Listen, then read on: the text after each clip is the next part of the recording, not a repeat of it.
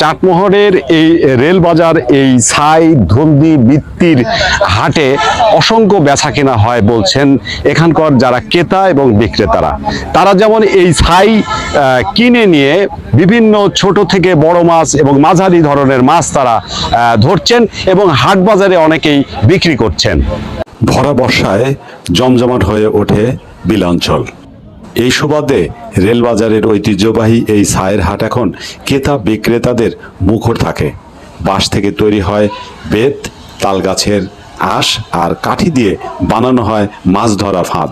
আর দূর দূরান্ত থেকে ছাই কিনতে আসেন পেশাদার ও শৌখিন মাছ শিকারীরা। কই মাছ পাওয়া যায়, জিয়েল পাওয়া যায়, শোল মাছ পাওয়া যায়, টাকি পাওয়া যায়, ভ্যারি মাছ পাওয়া যায়, সব রকম পাওয়া যায়। হলো খোলসিনি, আচ্ছা, ঘন ধুতি, আর এই পাতলাটা হলো আপনার ধুতি, ধুপমুটি মাছ মারে, খোলসা মারে। আর এটার মধ্যে আপনার গুছ ওই